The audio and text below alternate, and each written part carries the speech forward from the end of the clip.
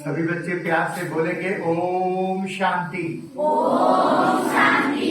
ओम शांति। ओम शांति। ओम शांति। ओम शांति। आज हम आपके सामने साइंटिफिक मूविंग मॉडल लेकर के आए हैं। इसके द्वारा हम आपको बताएंगे कि ये आध्यात्म स्पिरिचुअलिटी और साइंस विज्ञान आपस में कितना घनिष्ठ संबंध है। तो देखिए, इस मॉडल के पीछे एक चित्र है जो छोटा सा है, हम आपको दिखाएंगे। हमारे ईश्वर विश्वविद्यालय का एक मुख्य चित्र है। इसमें आप देख रहे हैं कि स्वस्तिका का चिन्ह अंकित है। देख रहे हैं सभी? स्वस्तिका सभी जानते हैं, जो शुभ कार्य में अंकित करते हैं और शुभ लाभ लिखते हैं। तो ये जो स्वस्तिका का चिन्ह है, इस स्वस्तिका के चिन्ह का महत्व जितना ज्यादा आध्यात्मिकता में है, उससे कहीं ज्यादा इस चिन्ह का महत्व वैज्ञानिक दृष्टिकोण से है। तो विज्ञान के दृष्टिकोण से इस स्वस्तिका के चिन्ह का क्या महत्व है, इस मॉडल के द्वारा हम आपको बताएंगे। देखिए, हमारे इस दृष्टि पर निरंतर 3 प्रकार की घटनाएं घट रही है। 3 प्रकार की घटनाएं निरंतर घट रही है। एक है ऐतिहासिक घटनाएं, हिस्टोरिकल इवेंट। दूसरा है भौगोलिक घटनाएं, जियोग्राफिकल इवेंट। और तीसरा है खगोलीय घटनाएं, एस्ट्रोनॉमिकल इवेंट। ऐतिहासिक, भौगोलिक और खगोलीय घटनाएं, हिस्टोरिकल, जियोग्राफिकल एंड एस्ट्रोनॉमिकल।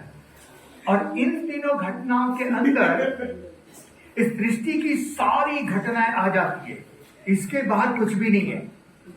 अब विज्ञान में कहा गया है कि ये जो दुनिया है, ये कारण और परिणाम की दुनिया है। Cause and effect, action and reaction, effort and result. इसी को ही आध्यात्मिक भाषा में कहा जाता है कर्म और फल की दुनिया। बात एक ही है। तो अब विज्ञान ने कहा है कि इस दुनिया में जो भी कुछ घटनाएं घट रही है, बिना कारण का कुछ भी नहीं होता है। कुछ न कुछ इसके पीछे कारण है, क्योंकि कारण और परिणाम की दुनिया है। इसीलिए ये जो तीनों घटनाएं घट रही है, ऐतिहासिक, भौगोलिक और खगोलीय घटनाएं, इन तीनों घटनाओं के घटने के पीछे भी जरूर कोई कारण होगा। और उसके पीछे मूल कारण है हमारे इस साकार मनुष्य लोग। 3 लोग का चित्र दिखाइए। तो यहाँ पर इस चित्र में आप देखेंगे कि 3 लोग का चित्र है। उसमें सबसे ऊपर ब्रह्म तत्व कहाँ है? चित्र दिखाइए।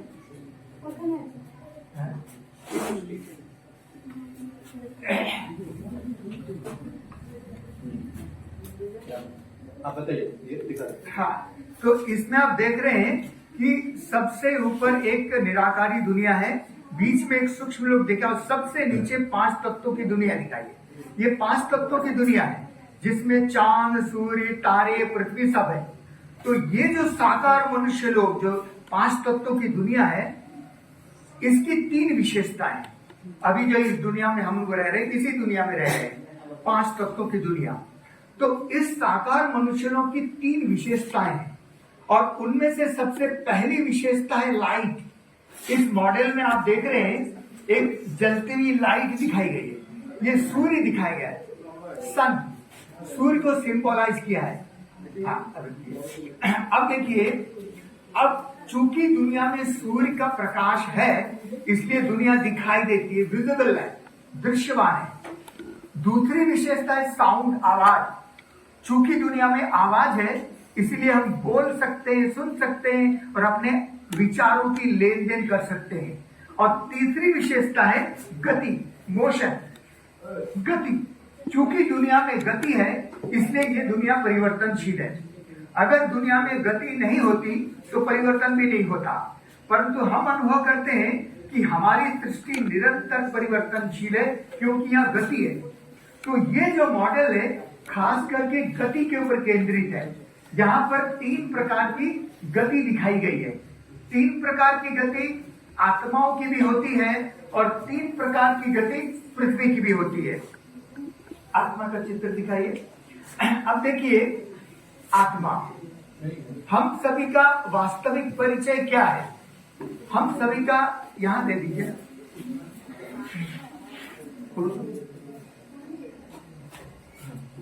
यहाँ बेंच को दे दीजिए।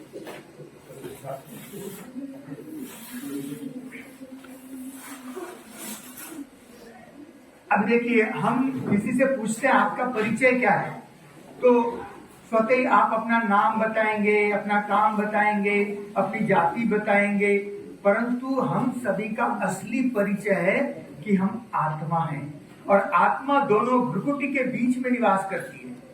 इसलिए हमारी माताएं बहनें ब्राह्मण लोग तिलक कहाँ पर लगाते? यहाँ पर लगाते। क्यों लगाते? क्योंकि आत्मा यहाँ निवास करती है। तिलक लगाने का अर्थ होता है कि मेरे शरीर को मत देखो, मैं आत्मा हूँ। तो हमारा असली परिचय है कि मैं आत्मा हूँ और आत्मा एक ज्योतिर्बिंदु है, पॉइंट ऑफ लाइट।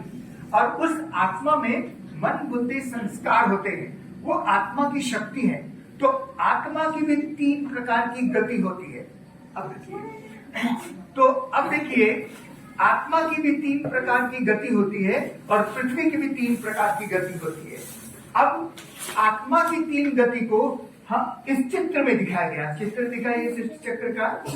देखिए, हम आपको बताएं, आत्मा की 3 गति को इस चित्र में दिखाया गया है। अब देखिए, इस स्वस्तिका के चिन्ह का जो दायां भाग है, राइट हैंड साइड है, यहाँ पर सतयुग लिखा है, यहाँ पर त्रेता युग लिखा है। तो इस सृष्टि चक्र का जो दायां भाग है, राइट हैंड साइड है, सतयुग त्रेता युग, इस भाग को सृष्टि चक्र का पॉजिटिव साइकिल कहा जाता है। ये पॉजिटिव साइकिल है, यहाँ पर कोई नेगेटिव बातें होती ही नहीं है। और इसी पॉजिटिव साइकिल को ही आध्यात्मिक भाषा में स्वर्ग कहा जाता है, क्योंकि ये सुख की दुनिया है, यहाँ पर कोई दुख की बातें होती ही नहीं है। और इसी समय के दौरान आत्माओं की सदगति होती है, हाईएस्ट स्टेज ऑफ सोल, सतो प्रधान स्थिति। तो ये सदगति।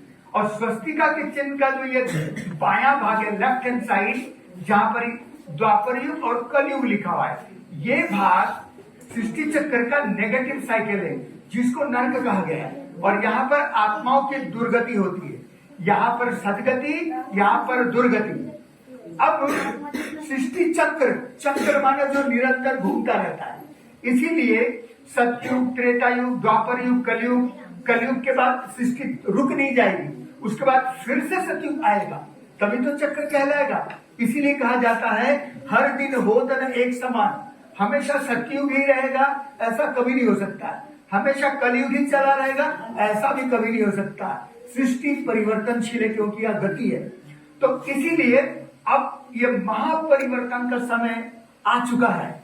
अब ये घोर कली की दुनिया का परिवर्तन होगा और फिर से सतयुग आएगा, परंतु कैसे आएगा? अपने आप तो नहीं आएगा।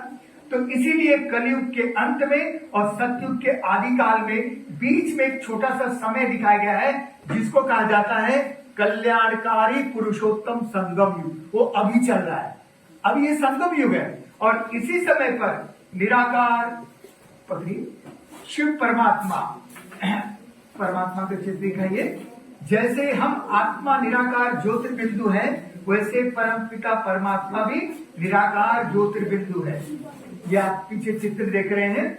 परमात्मा पॉइंट ऑफ लाइट, ज्योतिर्बिंदु। जैसे हम आत्मा ज्योतिर्बिंदु है, परमात्मा भी ज्योतिर्बिंदु है, परंतु सर्व आत्माओं में परम है, सुप्रीम। तो वो परम पिता परमात्मा इस संगम युग पर अवतरित होते हैं और यहाँ पर अवतरित होकर के हम आत्माओं को कलयुग के दुखों से, दुर्गति से छुड़ा करके हमको गति प्रदान करते हैं, जिसको मुक्ति भी कहा जाता है। तो गति, सदगति और दुर्गति, ये 3 प्रकार की गति आत्माओं की होती है। और आत्माओं की ये तीनों गति निर्भर करता है हमारे कर्मों की गहन गति के ऊपर। तो कर्म एवं कर्म का फल, इसका सीधा संबंध हमारे पृथ्वी से लगता है, क्योंकि हम आत्माएं इसी पृथ्वी पर ही आकर के हम अपने जन्म मरण का चक्कर का खेल खेलते हैं। तो इस पृथ्वी की भी 3 प्रकार की गति होती है। पृथ्वी की पहली गति है कि पृथ्वी अपने ही धुरी पर घूम रही है, अपने ही धुरी पर घूम रही है, रोटेशन। रोटेशन, अंग्रेजी में रोटेशन कहते हैं, हिंदी में परिभ्रमण कहते हैं, बंगाली में क्या कहते हैं मुझे मालूम वही नहीं, सेम है ना। तो ये परिभ्रमण, घूर्णन, है ना। परिभ्रमण, घूर्णन भी कहते हैं, रोटेशन, अपने एक्सिस पे रोटेट कर रही है। 24 घंटे में एक चक्कर पूरा होता है, जिसके कारण ये दिन और रात होते हैं। अब आप देखिए, पृथ्वी की दूसरी गति है कि पृथ्वी एक ही जगह खड़ी खड़ी नहीं घूम रही है, घूमती हुई आगे भी बढ़ रही है, और सूर्य की परिक्रमा 365 दिन में एक बार कर लेती है, जिसको वर्ष का चक्कर या ऋतु चक्कर कहा जाता है। अब ये दोनों गति तो हम सभी मनुष्यों को मालूम है। क्यों मालूम है? क्योंकि ये दोनों गति हम मनुष्यों के लिमिटेशंस एंड ऑब्जर्वेशंस के भीतर आता है, हम इसको अनुभव कर सकते हैं। परंतु इन दोनों गति के अलावा पृथ्वी की एक तीसरी गति भी होती है, जो मनुष्यों को नहीं मालूम, वैज्ञानिकों को भी नहीं मालूम। क्यों नहीं मालूम? क्योंकि वो तीसरी गति बहुत ही सूक्ष्म है, बहुत ही गुह्य है, और हम मनुष्यों के लिमिटेशंस एंड ऑब्जर्वेशंस के बाहर है। इसीलिए उस तीसरी गति का ज्ञान सिवाय निराकार शिव परमात्मा के अलावा कोई नहीं दे सकता, क्योंकि परमात्मा स्वयं इस चक्र से ही बाहर है। तो अब परमात्मा ने जो तीसरी गति के बारे में हमें बताया है, उसको समझने के लिए सबसे पहले ये जानना जरूरी होगा कि जब 365 दिन में पृथ्वी ने सूर्य का 1 साल का चक्कर पूरा कर लिया, तो उस 1 वर्ष के चक्र को सूर्य का संपूर्ण चक्कर नहीं कहा जाता है। वो जो 1 वर्ष का चक्कर है, सूर्य का केवल एक अंश का ही चक्कर है। It is a partly cycle, not complete cycle. क्यों? क्योंकि सूर्य हमारी पृथ्वी से लगभग 109 से 10 गुना बड़ा है। इट इज वेरी बिग, इतना विशाल है सूर्य। और इतने बड़े विशाल सूर्य के सामने हमारी पृथ्वी एक छोटा सा कंकर के जैसा है। उदाहरण के लिए अगर हम एक बड़ा बॉल ले लेते, तो ये आपके सामने एक बॉल रखा है। अगर इस बॉल के ऊपर एक चौक पीस लेकर के इस बॉल के बीचों बीच इसके सेंटर लाइन को मेंटेन करते हुए अगर हमने एक लकीर खींच दिया, तो इस बॉल के बीचों बीच एक परिधि की लकीर खींच जाएगी, 1 लाइन ऑफ सर्कमफरेंस। तो एक परिधि की लकीर खींचने पर पूरा का पूरा बॉल चौक से सफेद तो नहीं हो जाएगा ना। जितनी मोटी चौक है, केवल उतनी मोटी लकीर खींच जाएगी। ठीक इसी प्रकार से हमारा सूर्य भी एक बहुत बड़ा बॉल है, गैस का बॉल है। उसमें हाइड्रोजन और हीलियम, 2 गैसों का निरंतर विस्फोटन हो रहा है, और हमारी पृथ्वी उसी छोटी चौक पीस के समान है। तो 1 साल के दौरान हमारी छोटी सी पृथ्वी इतने बड़े विशाल सूर्य के बीचों बीच केवल एक परिधि का ही चक्कर लगा पा रही 1 साल में। इसीलिए 1 साल का जो चक्कर है, वो 1 साल के चक्कर के दौरान हमारी पृथ्वी इतने बड़े विशाल सूर्य का पूरा सर्कल सरफेस एरिया को कवर नहीं कर पा रहा है। इसीलिए उस 1 वर्ष के चक्कर को इतने बड़े विशाल सूर्य का केवल एक अंश का चक्कर कहा गया है, न कि संपूर्ण चक्कर। अब वो संपूर्ण चक्कर कैसे होगा? होना जरूर है, क्योंकि गति सृष्टि का नियम है। तो वो संपूर्ण चक्कर पूरा होने के लिए ये जो ऑर्बिट आप देख रहे हैं, ये ऑर्बिट माना सूर्य के चारों तरफ पृथ्वी का घूमने का रास्ता, pathway of earth around the sun. तो ये इसको कहते हैं ऑर्बिट। ये ऑर्बिट भी धीरे धीरे शिफ्ट होता है, ये भी घूमता है। आप देख रहे हैं पृथ्वी अपनी धुरी पर भी घूम रही है, घूमती हुई सूर्य का चक्कर भी लगा रही है, और साथ साथ में ऑर्बिट भी खिसक रहा है, बहुत धीमी गति से ये भी घूम रहा है। यही पृथ्वी की तीसरी गति है।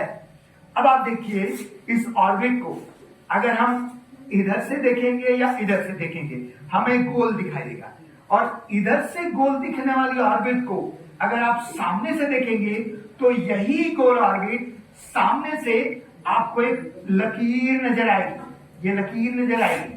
उदाहरण के लिए जब हम भोजन करते हैं ना, तो हमारी थाली गोल दिखाई देती है। भोजन करने के बाद थाली को धो करके जब आपने रैक में खाना रख दिया, तो बाजू से गोल दिखने वाली थाली सामने से कैसे दिखेगी? गोल दिखेगी या लकीर दिखेगी? लकीर दिखेगी। तो ठीक इसी प्रकार से इस स्वस्तिका के चिन्ह में बीच में 2 बड़ी लकीरें दिखाई गई है। बीच में दो बड़ी लकीरें, एक वर्टिकल खड़ी लकीर, दूसरी आड़ी लकीर, है ना, ये हॉरिजॉन्टल, वर्टिकल एंड हॉरिजॉन्टल, खड़ी लकीर और आड़ी लकीर। अब स्वस्तिका में ये दोनों बड़ी लकीरें क्यों दी गई, इसका मतलब क्या है? ये दोनों बड़ी लकीरें वास्तव में इसी गोल ऑर्बिट के इसी लकीर का एक रिप्रेजेंटेशन है जो सामने से दिखाई दे रही है। अब चूंकि गति दृष्टि का नियम है, इसलिए ये लकीर कहीं भी रुकेगी नहीं। आप देख रहे हैं ये लकीर अभी धीरे धीरे आड़ी हो रही है, हॉरिजॉन्टल। अब घूमते घूमते यही लकीर खड़ी हो जाएगी, परंतु इस हॉरिजॉन्टल को वर्टिकल बनने के लिए, इस आड़ी लकीर को खड़ी बनने के लिए 1250 वर्ष लग जाते। इसका मतलब ये हुआ हमारी छोटी सी पृथ्वी को इतने बड़े विशाल सूर्य का केवल क्वार्टर साइकिल, ये अगर इसको सूर्य मान लिया जाए तो अभी मान लीजिए ये लकीर अभी खड़ी है, तो धीरे धीरे घूमते घूमते 1250 साल में ये खड़ी से आड़ी हो जाएगी, है ना। तो इसको मतलब छोटी सी पृथ्वी को इतने बड़े विशाल सूर्य का केवल 90 degree spherical surface area cover करने के लिए पृथ्वी को 1250 वर्ष लग जाते।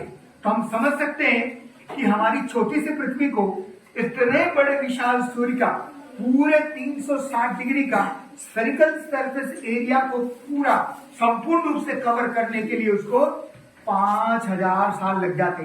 तो 5000 साल में हमारी छोटी सी पृथ्वी इतने बड़े विशाल सूर्य के चारों तरफ केवल एक ही बार संपूर्ण चक्कर लगा पाती है, और यही सबसे बड़े से बड़ा चक्कर है। इससे बड़ा कोई चक्कर नहीं होता, और इसी को कहा जाता है कल्प का चक्कर, कल्प, साइकिल ऑफ कल्पा। ये काल्पनिक नहीं है, जैसे दिन रात का चक्कर, ये तो वास्तविक है, काल्पनिक नहीं है। 365 दिन का जो वार्षिक चक्कर है, ये भी वास्तविक है, ये काल्पनिक नहीं है। ठीक इसी प्रकार से ये ऑर्बिट भी खिसकते खिसकते खिसकते 5000 साल में सूर्य का एक बार संपूर्ण चक्कर पूरा कर लेती है, जिसको कहा जाता है एक कल्प पूरा हुआ। अब आप देखिए इस स्वस्तिका के चिन्ह में इन दोनों बड़ी लकीरों के अलावा, इस स्वस्तिका के चिन्ह में इन दोनों बड़ी लकीरों के अलावा 4 छोटी लकीरें भी खींची गई है, 4 शॉर्ट लाइन। अब ये 4 छोटी लकीरें क्यों दी गई, इसका मतलब क्या है? ये 4 छोटी लकीरें वास्तव में हमारे पृथ्वी का ये जो नॉर्थ पोल है, नॉर्थ पोल के डायरेक्शन को इंडिकेट करता है एट ए पर्टिकुलर सिचुएशन। आप देखिए हमारे पृथ्वी का जो नॉर्थ पोल है, ये बहुत बड़ा महत्वपूर्ण भाग है। आपने जब कभी भी ग्लोब के मॉडल को देखा होगा, आपने हमेशा यही देखा है कि नॉर्थ पोल को ऊपर की तरफ रखा जाता है, साउथ पोल को नीचे की तरफ। ऐसा तो कहीं भी नहीं देखा होगा आपने कि साउथ ऊपर नॉर्थ नीचे, हमेशा नॉर्थ को ही ऊपर रखा जाता है। क्यों? क्योंकि हमारी पृथ्वी एक बहुत बड़ा चुंबक है, और इस चुंबक का जो नॉर्थ पोल है ये पॉजिटिव चार्ज होता है, और साउथ पोल इस चुंबक का नेगेटिव चार्ज होता है। तो इस पॉजिटिव चार्ज नॉर्थ पोल को ही पृथ्वी का सिर माना गया है, साउथ पोल को पृथ्वी का पैर माना गया है। यही कारण है कि नॉर्थ पोल सिर को हमेशा ऊपर ही रखा जाता है। दूसरी बात, हमारे प्राइमरी स्कूलों में भी आप लोगों ने भी पढ़ा होगा भूगोल, आप लोगों ने भूगोल पढ़ा है, ज्योग्राफी, उसमें किताब होती एटलस, देखा है सभी ने? उस एटलस के किताब में इतना स्पष्ट दिखाया गया है कि पृथ्वी हमेशा अपनी धुरी पर एंटी क्लॉकवाइज घुमा करती है, घड़ी की उल्टी दिशा में।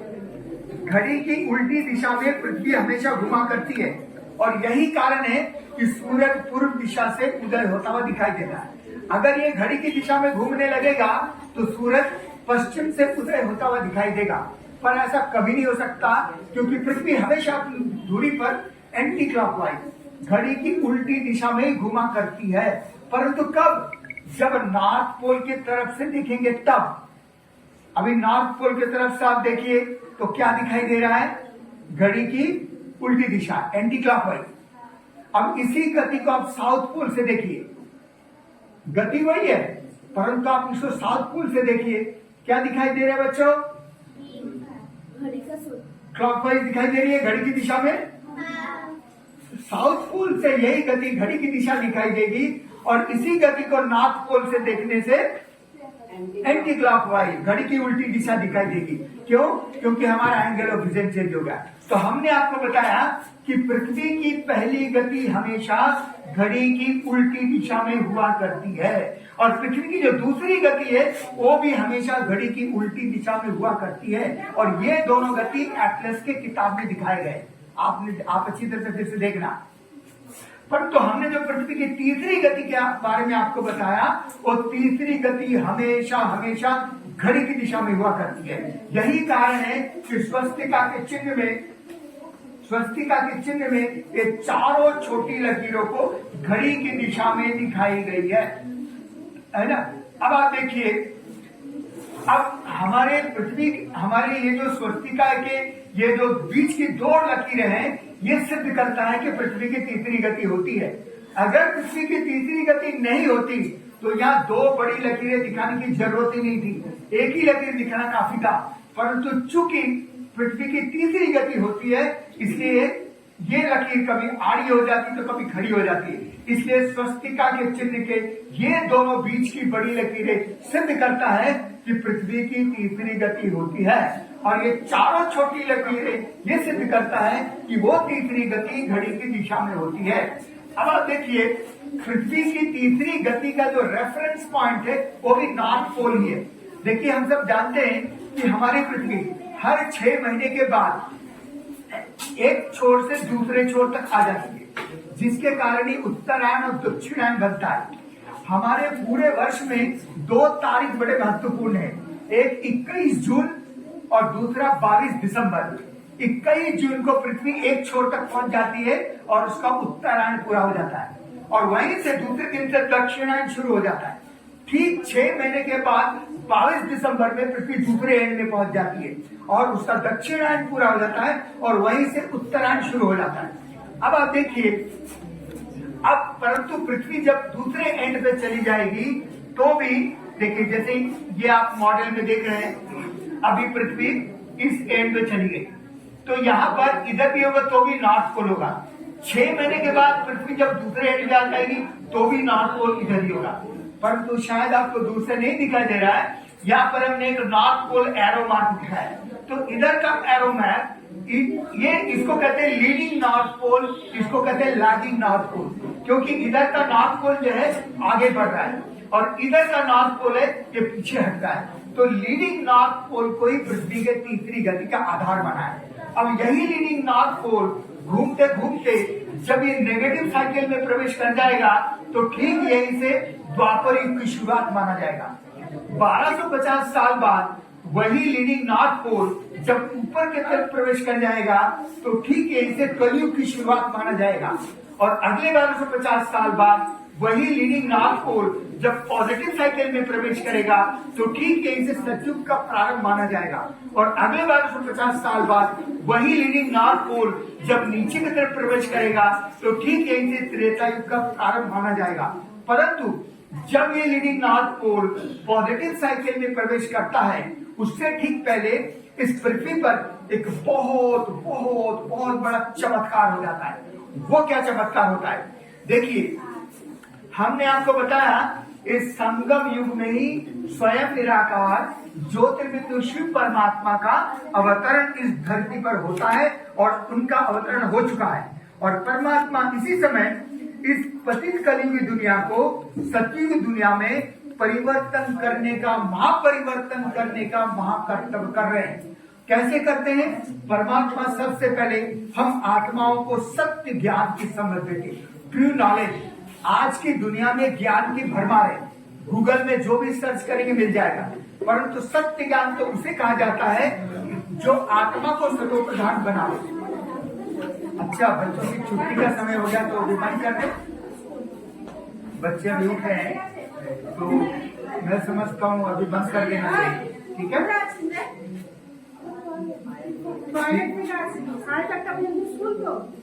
अच्छा, तो कंटिन्यू करें?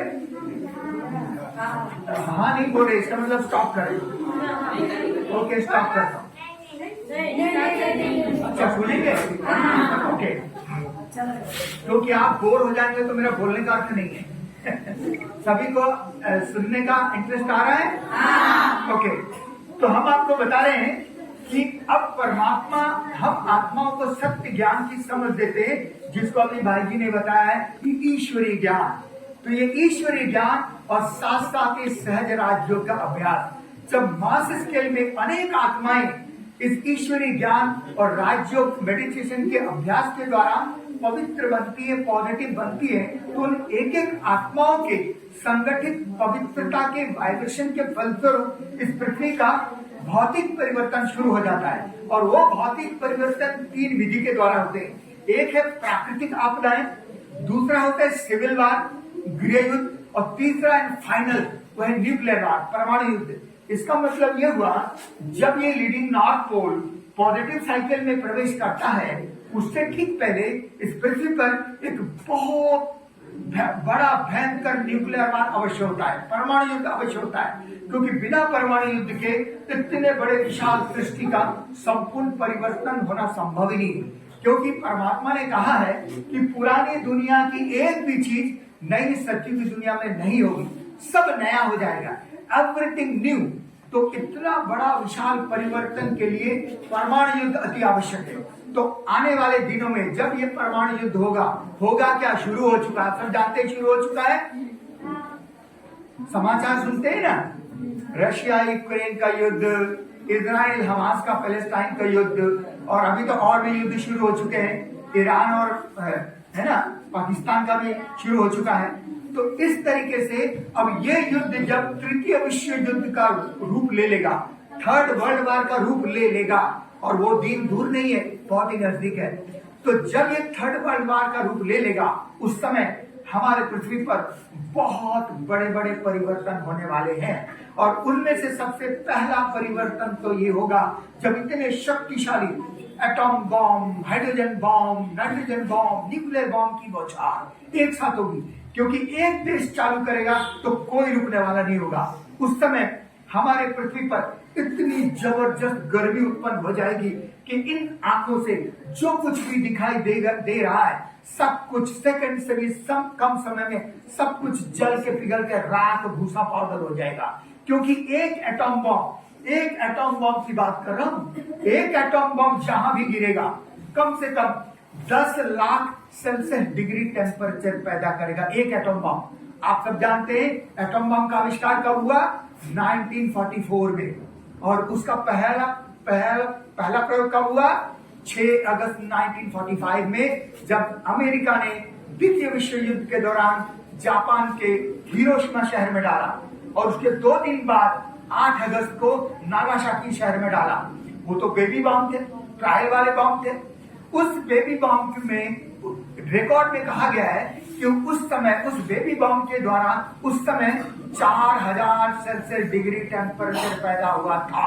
और अभी तो इतने एडवांस बने हैं कि एक एटॉम बॉम्ब के द्वारा कम से कम 1 million 10 lakh Celsius degree temperature पैदा होगा।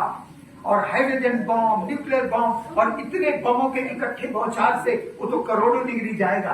और सबसे इंटरेस्टिंग बात है कि हमारे पृथ्वी पर कोई भी ऐसी धातु, कोई भी मेटल मौजूद ही नहीं है जो 3000 सेल्सियस डिग्री टेम्परेचर को सहन कर सके। तो आप सोचिए इतने करोड़ों डिग्री टेम्परेचर से इस पृथ्वी का क्या हाल होने वाला है। तो ऐसे समय पर हमारे पृथ्वी के पर मौजूद सातों के सातों भूखंड की जमीन जल के पिघल के राख भूसा पाउडर हो जाएगा। जब सारी जमीनें राख हो जाएगी, भूसा पाउडर हो जाएगा, तो इमीडिएटली तुरंत हमारी पृथ्वी की जो गुरुत्वाकर्षण शक्ति है सारी राख हुई जमीनों को अपने अंदर खींचना शुरू कर देगा। क्योंकि गुरुत्वाकर्षण शक्ति तो अपना काम करेगा, उसको कोई रोक नहीं सकता। कोई भी वैज्ञानिकों का, कोई भी मनुष्य का किसी भी ताकत नहीं है कि उस गुरुत्वाकर्षण शक्ति को रोक सके तो अपनी राख हुई जमीनों को अंदर खींचने की। तो सारी जमीनें अंदर खींची चली जाएगी और सातों के सातों भूखंड की जमीन पृथ्वी के भूगर्भ के अंदर इकट्ठी होकर के विशाल भूमि का रूप ले लेगा अंदर। तो अब उस समय क्या होगा? सारी जमीन अंदर चली जाएगी।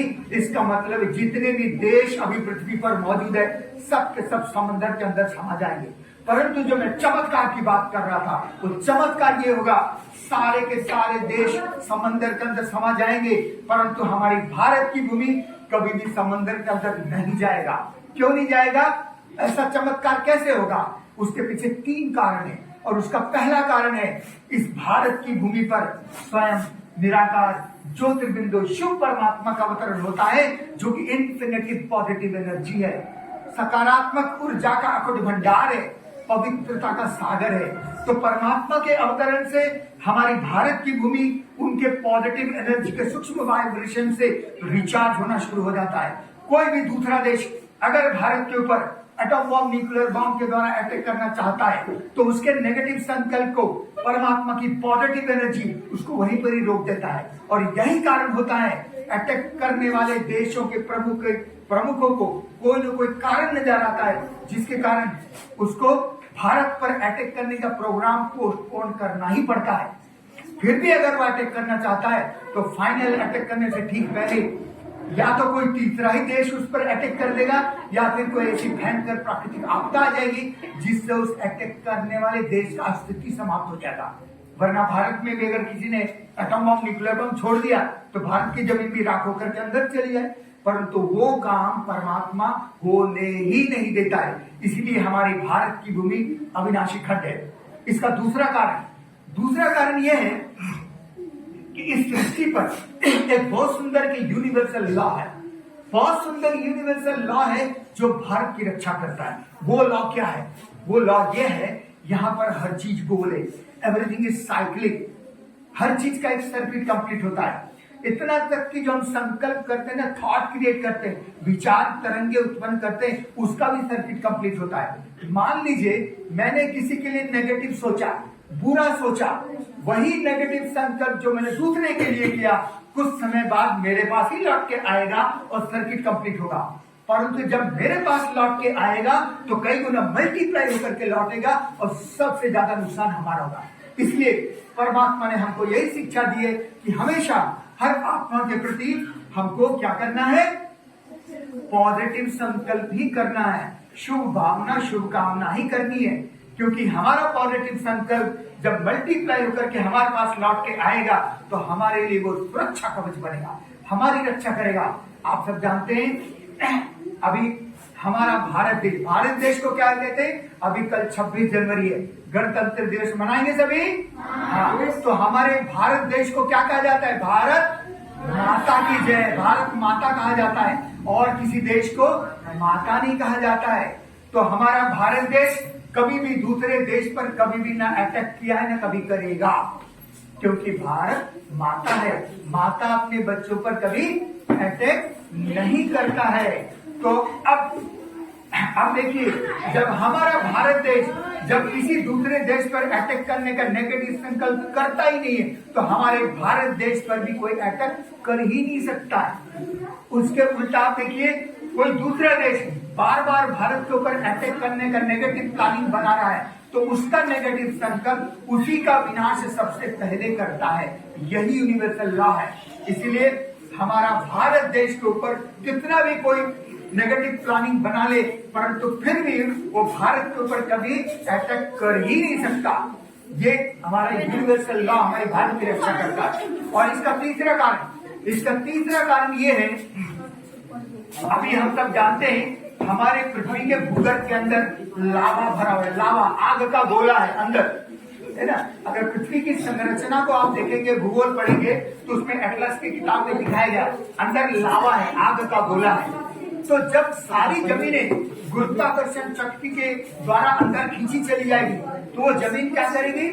पृथ्वी के अंदर भूगर्भ में जो लावा भरा हुआ है, वो लावा की जगह ऑक्युपाई कर लेगी। ओके, हमको कहा गया 5 मिनट में पूरा करना है, हम आपको 5 मिनट में पूरा कर देते हैं। तो मैंने आपको बताया अभी क्या होगा कि वो जमीन जब अंदर जाएगी, वो जमीन जा करके, ये तीसरा कारण पूरा करके मैं समाप्त करता हूँ। जी क्या बोल रहे, नहीं समझा।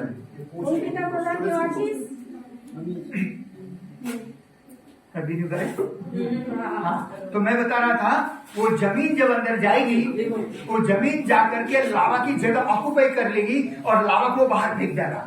अर्थात सारे भूखंड की जमीनें अंदर इकट्ठी हो जाएगी, उसके बाहर लावा चारों तरफ हो जाएगा। और लावा क्या करेगा? लावा जो है हम सब जानते हैं कि लावा समुद्र के तले में टच हो जाएगा, और हम सब जानते हैं कि समुद्र के तले में 90% बड़े बड़े बर्फ के चट्टान और पहाड़ मौजूद है। तो वो लावा समुद्र के अंदर के सारे बर्फ के चट्टानों को पिघाल देगा। और न्यूक्लियर बॉम्ब की गर्मी क्या करेगी? दोनों पोल में जो बड़े बड़े बर्फ के ग्लेशियर्स है उसको पिघला देगा। तो अंदर और बाहर के सारे बर्फ पिघल जाएंगे और सी लेवल 100% बढ़ जाएगा। तो सी लेवल 100% बढ़ जाएगा। तो तीसरा कारण यह है कि सी लेवल कितना भी 100% क्यों न बढ़ जाए, फिर भी हमारे भारत की भूमि का संपूर्ण विनाश कभी भी नहीं होता है, क्योंकि ड्रामा प्लान अनुसार हमारे भारत देश की भौगोलिक स्थिति ऐसी है कि मीन सी लेवल से बहुत ऊंचा है। और इसका प्रमाण आपको हर रेलवे स्टेशन में मिल जाएगा। उसमें बोर्ड में लिखा रहता है कि फलाना शहर समुद्र तल से कितना मीटर ऊंचा है, और जितना आप नॉर्थ की तरफ जाएंगे उसकी मीटर की ऊंचाई बढ़ती हुई दिखाई देगी। तो हाँ, इतना जरूर होगा कि मीन सी लेवल बढ़ने के कारण भारत के तीनों तरफ जो समुद्र का एरिया है, कोस्टल एरिया है, वो सब के सब डूब जाएंगे। परंतु फिर भी तीव्र गति के भूकंप के कारण और ऊपरी ज्वालामुखी फटने के कारण फिर से नए तरह से कुछ नई जमीनें उभरेगी, और उसी से भारत का एक नया नक्शा बनेगा। ये नक्शा ही चेंज हो जाएगा। तो ये 3 कारण है जिसके कारण ये हमारा भारत देश का कभी भी विनाश नहीं होता है। यहीं पर मैं समाप्त करता हूँ, ये तो लंबा है, फिर कभी मौका मिलेगा तो आपको बताएंगे, या फिर आप हमारे सेवा केंद्र में जाएंगे तो वहां पर ये डिटेल आपको समझाया जाएगा। ओम शांति।